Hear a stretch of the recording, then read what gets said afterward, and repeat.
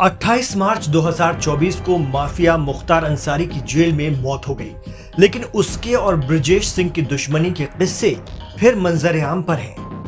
90 की दहाई में एक गैंगस्टर हुआ करता था त्रिभुवन सिंह। उसकी दुश्मनी भी मुख्तार अंसारी से थी, जो बाद में ब्रजेश सिंह बनाम मुख्तार अंसारी बनी।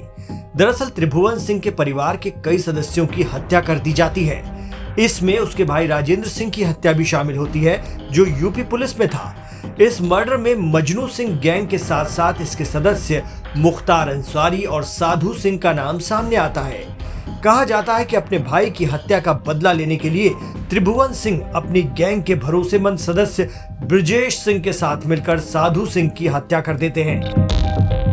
इसके बाद फिर ब्रजेश सिंह और मुख्तार अंसारी की कभी ना खत्म होने वाली दुश्मनी शुरू हो जाती है।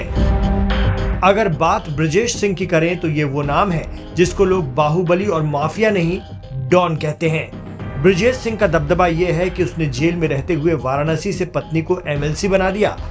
80 के दशक में वाराणसी के धौरहरा गांव में रहने वाले ब्रजेश सिंह बीएससी कर रहे थे।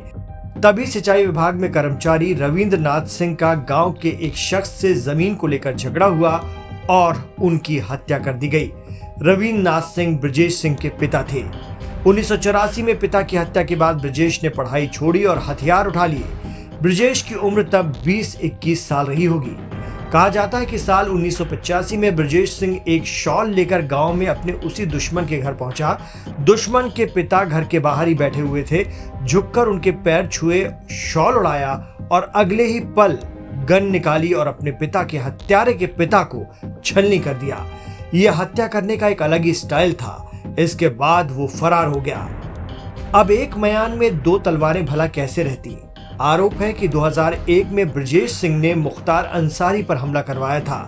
इस हमले में मुख्तार अंसारी की तो जान बच गई, लेकिन उसके 2 गनर मारे गए। ये घटना यूपी के उसरी चट्टी कांड के तौर पर जानी जाती है। उसरी चट्टी गाजीपुर में एक जगह है जहां से अंसारी अपने लोगों के साथ जा रहा था।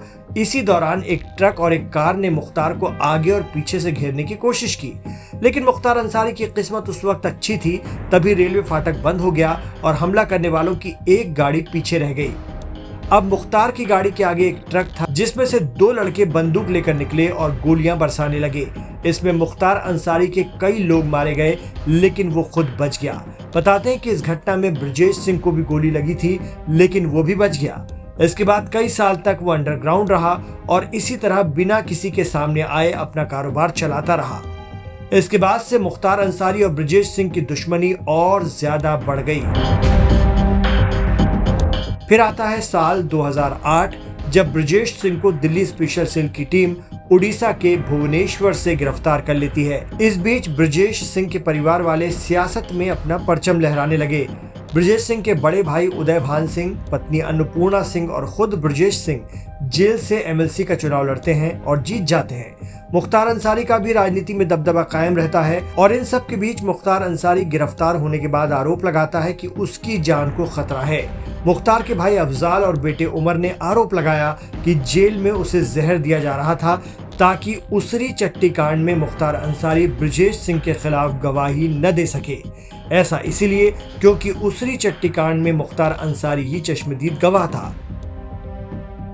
बहरहाल मुख्तार अब दुनिया में नहीं है। तमाम इल्जामात की जांच भी चल रही है, लेकिन जब जब यूपी में बाहुबली और माफियाओं की चर्चा होगी, मुख्तार और ब्रजेश सिंह की कट्टर दुश्मनी के किस्से भी सुनाए जाएंगे।